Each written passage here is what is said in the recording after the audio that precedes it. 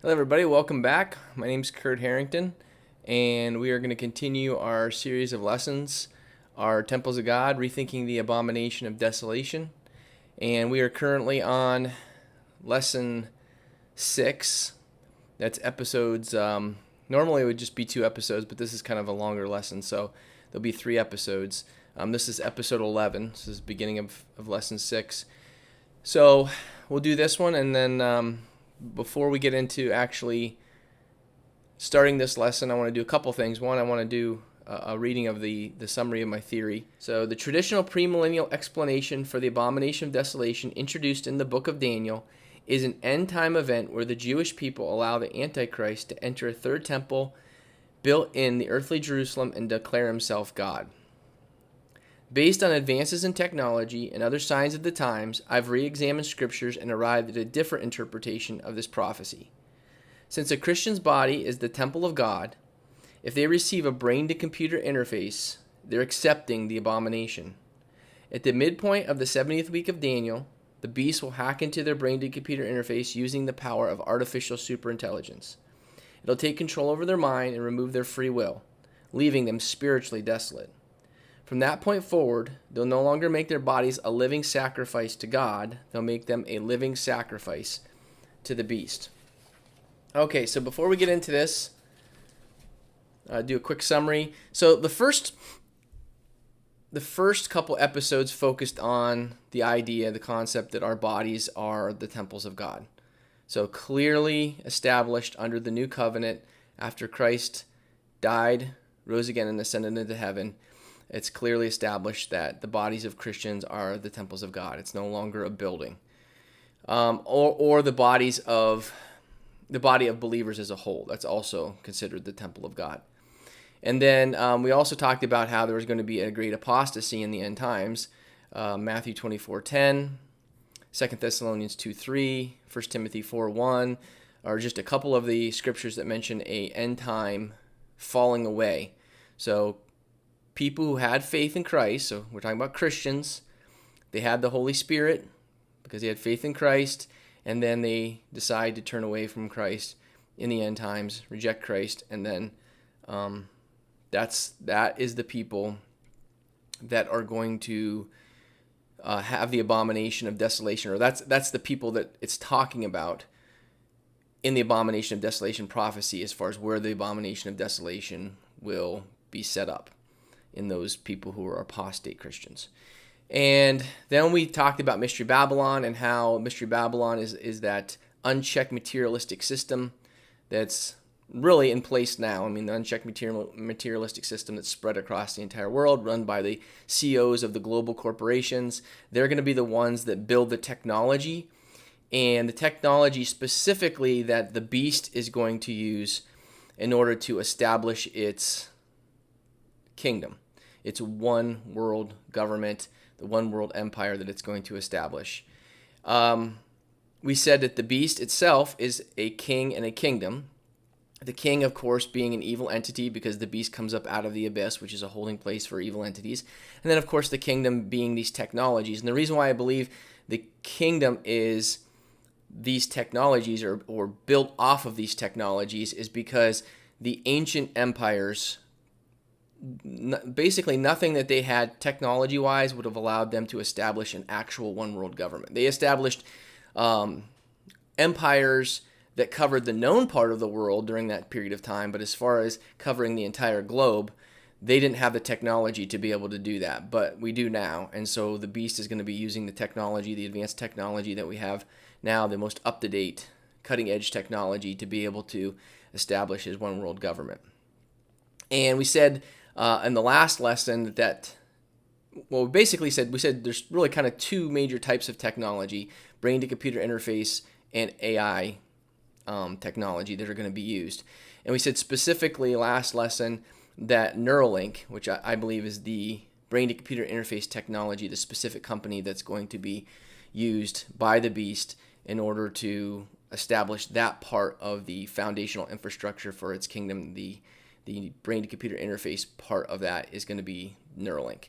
And then what we're going to be doing this lesson is we're going to be focusing on the artificial intelligence aspect of that foundational infrastructure for the beast kingdom. And there's actually 2 artificial intelligence systems that are going to be used.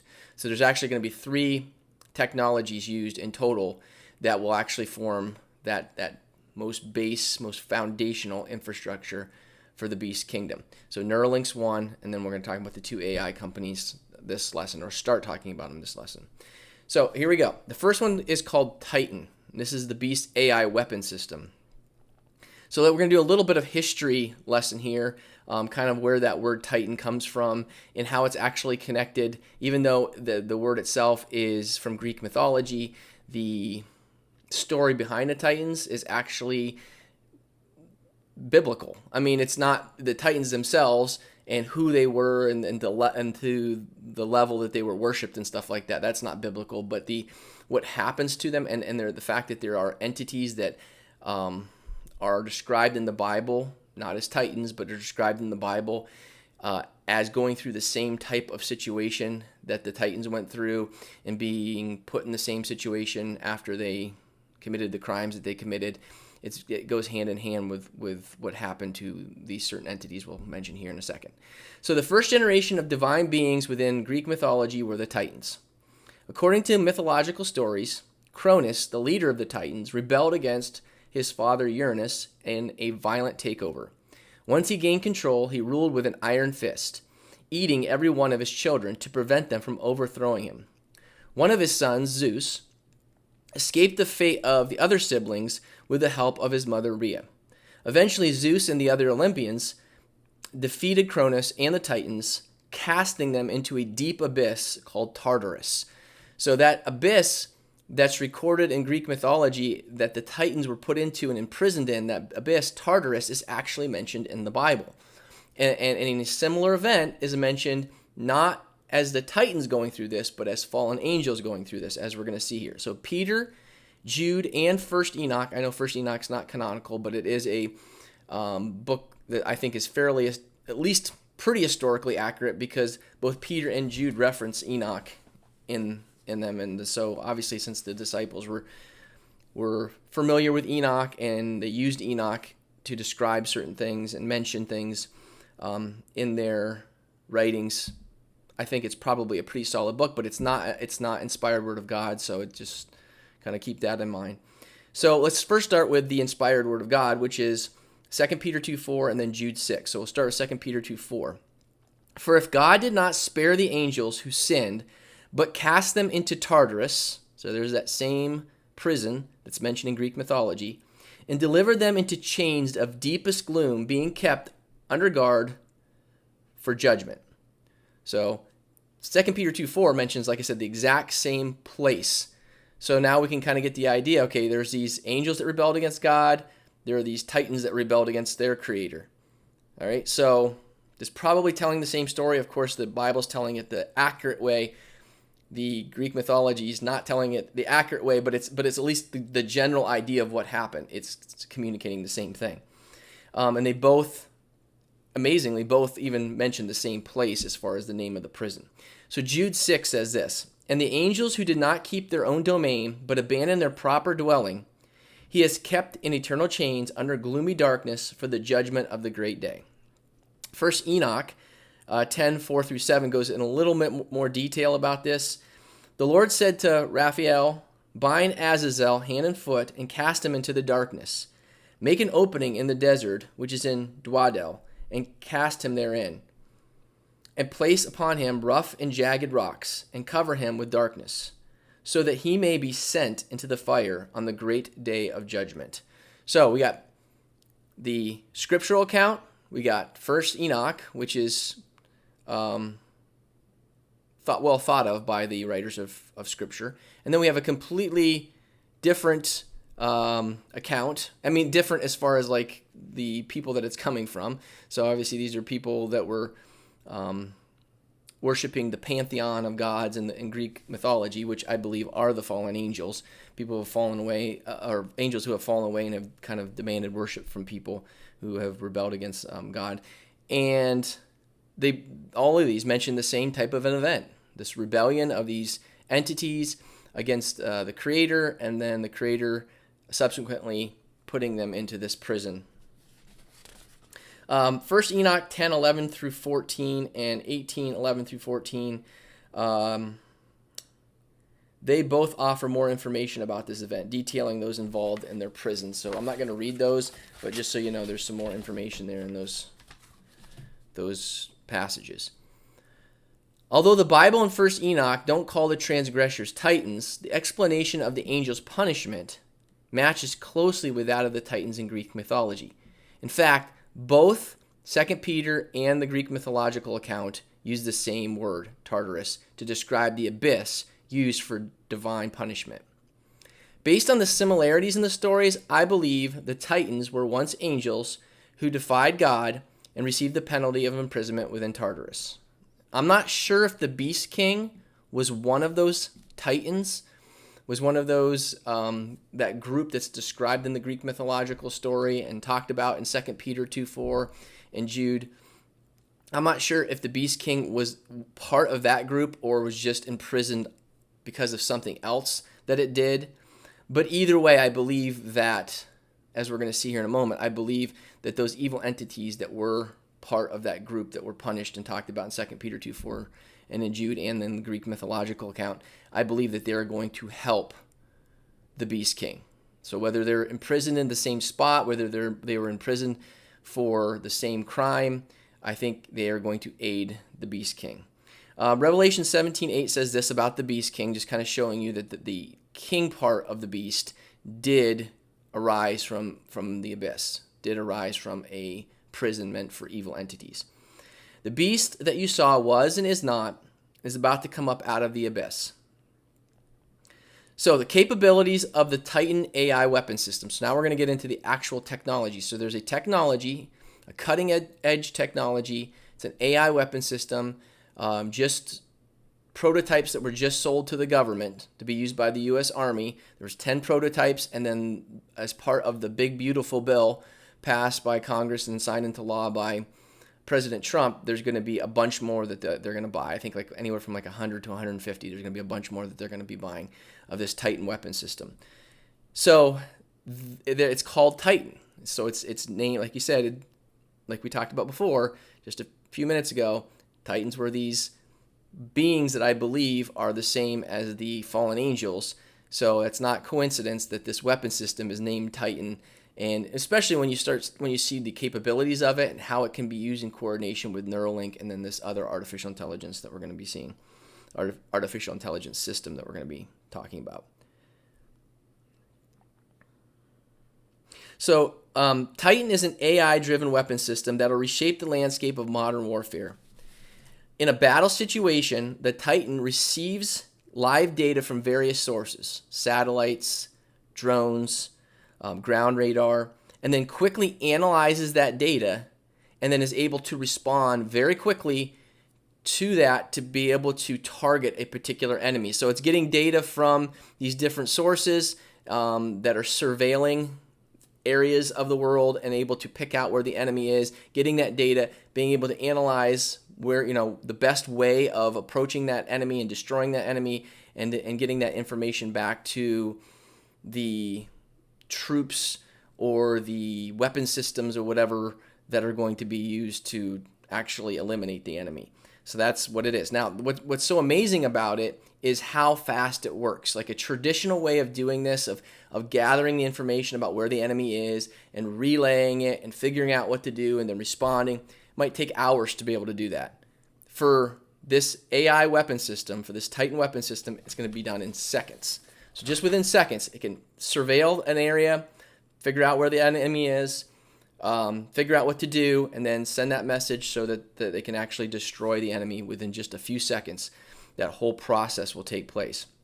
Not only that, but the traditional weapon systems require obviously lots of people involved. These weapon systems, or this weapon system, the Titan weapon system, is almost completely autonomous. So very little human input is required.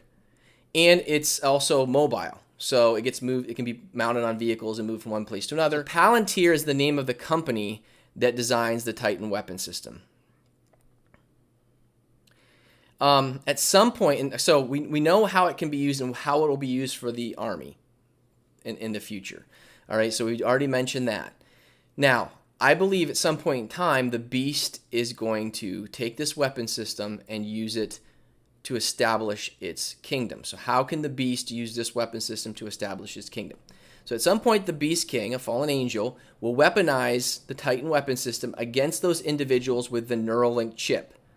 So instead of targeting enemies, combatants, it's going to target those people that have the Neuralink chip. So it's basically a way of monitoring slaves, if you want to think of it that way, because basically the people who have the Neuralink chip are going to be essentially slaves to this Beast Kingdom. Titan, in coordination with Neuralink technology, will surveil people's minds 24 hours a day by analyzing their thought patterns and emotional states. So if you think that that's impossible, let me just tell you here. And in the next year or two, with Neuralink, now Neuralink has done several human trials so far. And most of the trials are kind of looking at a different aspect of Neuralink and trying to kind of testing different things about Neuralink. But as far as I know, they've all been very successful. But what they expect is by, it's either 2026 or 2027, they expect that they are going to have the ability and be able to use Neuralink to basically read people's minds, to be able to have somebody think of words and then the words show up on a computer screen. So basically the person can communicate its words from its brain-to-computer interface chip, its Neuralink chip, to the computer so that the words show up there. So obviously we can see that that can be used by the Beast Kingdom by having this Titan weapon system that's surveilling the people's minds and then reading those minds, and whatever those people are thinking, whatever words they're thinking, are going to be sent to the Titan weapon system so it knows if that person's thinking rebellious thoughts or non-compliant thoughts of any kind. So based on synced neural data, it will detect people with non-compliant ruminations and respond within seconds to forced compliance. For example, it might transmit fear-inducing signals that could frighten people into submission. Or it could emit neural signals that eliminate a dissident's motivation to fight by decreasing the amount of dopamine that their body's producing. So if our bodies produce a level amount of dopamine that keeps us just motivated enough, if it's too much dopamine, you're kind of overexcited and kind of do too much. But if you have too little dopamine, you're undermotivated. So if you have somebody that wants to rebel, that's one way potentially that the Titan weapon system can be weaponized against these people, is that if they read the person's mind by looking at their brain-to-computer interface chip, looking at the data coming from their brain-to-computer interface chip. So if the Titan looks at that data and sees that person is thinking of rebelling in some way, then the Titan weapon system can send a command to that brain-to-computer interface chip, telling that brain-to-computer interface chip to send electrical signals to the different neurons that will be involved in the production of certain chemicals. In this case, the example I'm using, dopamine, to reduce the amount of dopamine. So take this person from being fairly motivated to achieve this uprising to take them to a level where they're not going to try to or not going to be a threat to the Beast Kingdom. Alex Karp, one of the co-founders of Titan, and there's two co-founders that are currently still part of Palantir. Two of them, I think, disassociated themselves from the company. So Alex Karp, one of the co-founders of Titan, summed up the goal of this weapon system with the following statement: "Our mission is to scare enemies and on occasion kill them." Which, I mean, when you're talking about a terrorist organization or somebody that's evil that's trying to do harm, okay, that's one thing. But when we can think about what the beast can do that with its within its kingdom, then that's pretty a scary thought to think about how the beast is not just going to use Titan for keeping all of the people who have the Neuralink chip in line. I mean, that is going to be a primary thing, but also for hunting down people who don't take the Neuralink chip, like Christians, for example, faithful Christians. It can definitely do that too. So it can also kind of work on the level that it was working on previously, or is going to be used by the army to do, which is to basically hunt what they consider to be the enemy and to actually physically kill them. Besides enslaving people, each Titan weapon system will command and control an army of machines within the region of the world that they're found, including various drones, self-driving vehicles, and autonomous humanoid robots. Something of note about Palantir, the company that designed the Titan, It's named after the powerful ancient artifact from J.R.R. Tolkien's book, The Lord of the Rings. In the books, the Palantir allows characters to communicate and to see great distances. So see all, from one place in the world to another place in the world. All right, that's what the Palantir allows that individual to do. And of course, the Palantir is used by the evil characters in the story. It's used by the wizard Saruman to communicate with the evil Lord Sauron to be able to find the good characters in the story, the heroes. All right, so that's kind of interesting that the Palantir company, that those men who came up with that name, came up with a name, and they're using a name for their company of an evil device, a device that's used generally for evil purposes to be able to keep tabs on the good guys. In a similar way, during the end times, the Beast King will employ Palantir's Titan along with two other technologies. And of course, the two other technologies, we talked about one already, which is Neuralink, and then we'll talk about the other artificial intelligence system here in a moment. So they'll use all three of these technologies to create a kingdom that'll lead to the spiritual destruction of billions of people and the physical deaths of many Christians. So in Revelation 18:24, it says this about the beast being responsible for. Actually, it doesn't say the beast because Mystery Babylon, of course, the CEOs of global corporations are the ones that are building the technology, so it blames Mystery Babylon for building this technology that the beast ends up using to kill Christians here. So it says here, and in her, talking about Mystery Babylon, and specifically talking about the CEOs of the global corporations, which are the great men of Mystery Babylon, was found the blood of prophets and of saints and all those who have been slain on the earth. So that is the Titan weapon system. It's more of an intermediary. It serves a little bit more of an intermediary purpose where it's going to be taking signals from this next weapon system, which is kind of the brain or the central intelligence of the Beast Kingdom, taking messages and commands from that and then relaying it to the brain-to-computer interface chips, the Neuralink chips inside the billions of people who have them. So the brain artificial intelligence, the one that's kind of the control, the central brain, is the xAI's Colossus Grok. So Colossus is the supercomputer. Grok is the large language model that's run on this supercomputer. So let's talk a little bit about the history of what a colossus is. In ancient Greek culture, a colossus was a massive statue of a godlike being or powerful man. Each monument honored the entity by highlighting their perceived powers. Like many of man's architectural feats, the Colossus demonstrated mankind's arrogance and dismissiveness towards the one true God, the great I Am. The largest of these statues was the Colossus of Rhodes, one of the 7 ancient wonders of the world. Standing at 108 feet tall, about the height of the Statue of Liberty, the Colossus of Rhodes was constructed in the likeness of the sun god Helios, which I have just relatively recently learned that the relationship between the sun god and Baal is close, like they may be the same entity. I don't really have time to go into that right now, other than just to kind of make people aware that that is a possible connection, because Baal is probably one of the most mentioned false gods within the Bible as far as who the Israelites turned to and started to worship instead of the true God. The monument stood for just 56 years at the harbor of Mandraka on the island of Rhodes in Greece. However, in 256 BC, an earthquake destroyed it. So somebody built a statue claiming that this sun god was the true God, and the great I Am destroyed it. There is only one Son of God, a lesson the people of Greece had to learn the hard way. Will we in America pay attention to this warning?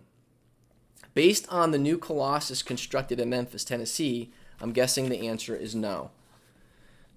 So, the Colossus supercomputer in Memphis, Tennessee was built by Elon Musk's xAI. It's one of the most powerful AI supercomputers in the world. Also, it's the largest under one cluster. What that means, a cluster means, is a cluster consists of a group of interconnected computers that are basically all working together to achieve a very complex task. Unlike a typical supercomputer, which is normally built in like 3 to 4 years, Musk was able to, in his group, were able to build Colossus in 3 months, which just gives you a general idea of the amount of knowledge that I guess Elon Musk has, or the ability that he has to be able to coordinate all of this stuff, is incredible. It seems like it's far above, way above all these other people.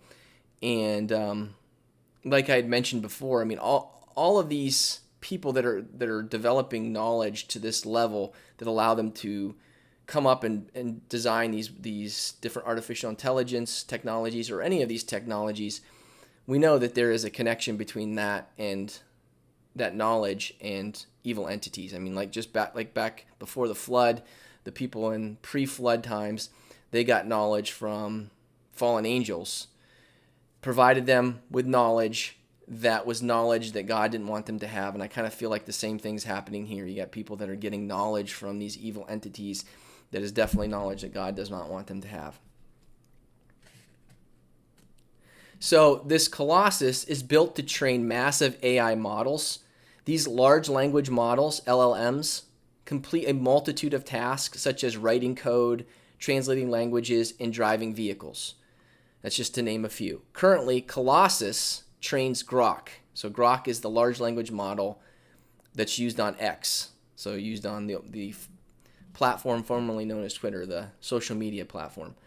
Grok is the software, or in human terms, so to compare Grok with Colossus, I mean, there's two different, they do two different jobs, but they work together. Grok is like the software. So if you want to think of it in human terms, think about the conscious mind behind the artificial intelligence. So providing the user with its thought patterns, languages, reasoning, and responses. That's what the Grok does. That's what the large language model does. That's what the software does. But then the hardware would be like the actual supercomputer itself. And human, as far as a human function, this would be like the actual brain. That, of course, is needed in order for that individual to have conscious thoughts and reason and stuff like that. So just like Colossus is needed in order for Grok to do what it does. In the end times, Colossus and Grok will serve as the central intelligence for the Beast Kingdom. The Beast King, who's a fallen angel, will operate these two innovations directly as a worldwide command and control center. So that's kind of, I think the Beast King, it can't be everywhere at once, but it is the main entity who's given authority from Satan, given authority over the earth. So I think probably, since it's given authority over the entire earth, it's going to be where the central command center is. Central command and control center is, and I think that's going to be at the Colossus supercomputer. As a worldwide command and control center, Colossus, and I'm just going to say Colossus from this point on. I'm not going to say Colossus/Grok, but just know that Grok LLM is working off of the Colossus. The primary job is to analyze, coordinate, and direct the entire military civilian surveillance, targeting, and enforcement system. In other words, it'll obtain data from every Titan weapon system in the world, process the data, and develop commands based on that information. So if there's a person that's like rebelling, like just like one individual person or maybe a couple individual people, then obviously the Titan weapon systems can just handle that. I'm just guessing that they're just going to be able to handle that particular situation. Now, if it's more of a large-scale rebellion or a large-scale problem, then the Titans, may send that message back to the Colossus, and then, of course, the Grok, the large language model, reasoning out a way of dealing with the large situation, the large rebellion that's taking place. And I'm sure there'll be other situations besides just rebellions, but that's just one example.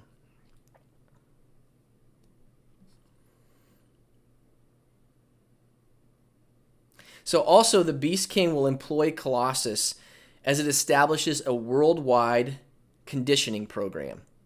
For example, the Colossus could generate, of course the Grok running off the Colossus, could generate a video avatar of the Beast King inside a virtual world and then send that out to the Titans, which then send that out to the brain-to-computer interface chips inside the people who have those. And so now what's happening is the people are going to be immersed within this virtual world. So they're basically sucked into this virtual world because that's the signal that's being sent to them inside their brain-to-computer interface chip. And since it's been hacked into by the Beast, it has control over that. So basically they're immersed into this or kind of sucked into this virtual world. And in this virtual world, they're automatically going to be worshiping this avatar of the Beast King. Now, obviously, that's kind of a guess on my part, but we have the technology, we have the all this other technology we've been talking about. Obviously, we have, but we also have, the ability to make virtual reality look really, really good. Now, it's still in development to make it look to the level that it's going to be at by the time this all happens, but it's very far ahead, just like all these other technologies. That the overall technology is there, just needs to be tweaked a little bit, I guess, if you want to think of it like that. Okay, the last thing I'm going to talk about, and then we'll be done, and we'll continue on in episode 2 or episode 12. Is just a little bit more about Grok, a little bit more background about Grok. The word Grok originates from Martians in a science fiction novel called Strangers in a Strange Land. So I'm guessing, I don't really know for sure, but this is probably Elon Musk, one of his books that he likes or something. It's a science fiction book. In the book, Grok means to understand so thoroughly that the observer becomes a part of the observed. So some might be asking, well, how does that relate to artificial intelligence? As a large language model, Grok observes people's interactions with the world, then uses its knowledge to become more human-like. I mean, that's essentially what happens with these large language models, is as you're communicating with them and providing information about yourself, they've taken that data in, and they're learning more and more about you. And then, of course, they're gathering data from all these different sources and stuff like that. And they're starting to act like humans act. Humans with an amazing intelligence, like greater than anybody else's intelligence. That's where it's going to be here, and that's where we're getting real close to already.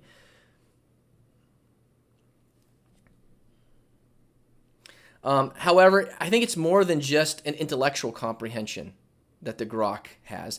I think these large language models seek to understand humans on an emotional and spiritual level too. Just on every level of what makes us human, I think these large language models are going to be able to kind of replicate that.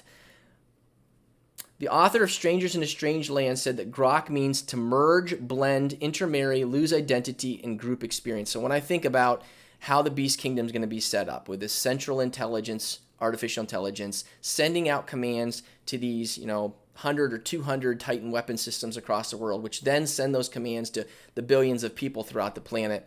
It's a hive mind. It's kind of like what's set up with, bees, for example. You have the queen, and then, of course, the signals kind of the communication kind of gets from one individual to another individual, and they're all kind of interconnected with one another. But, of course, they do it in a much more simplistic way. This is a much more complicated and complex way, but a very efficient way based on the technology that's coming here to be able to for the Beast King to keep everybody under its thumb and be able to control all the individuals on the planet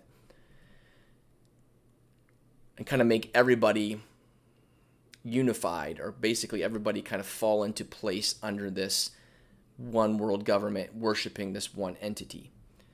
Elon Musk naming the LLM Grok is a tacit reflection of his core belief system.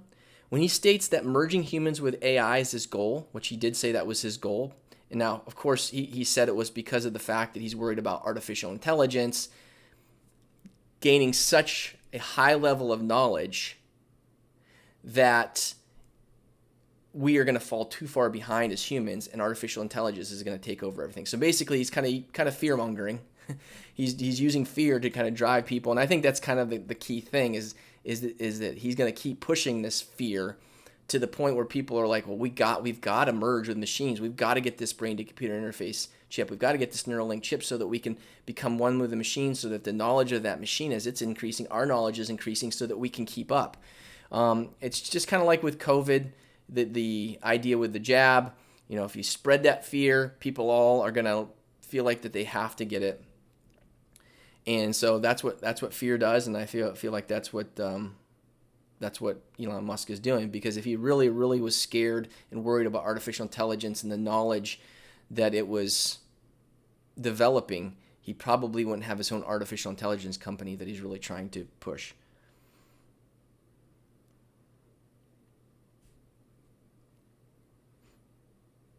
When he states that merging humans with AI is his goal, it's more than a reflexive response to the threat of AI. It's a central tenet in his worldview. From his perspective, blurring the lines between humans who are created in God's image and machines who are built by man is an important step in the evolutionary process. So when you get evolution, that theory, when that gets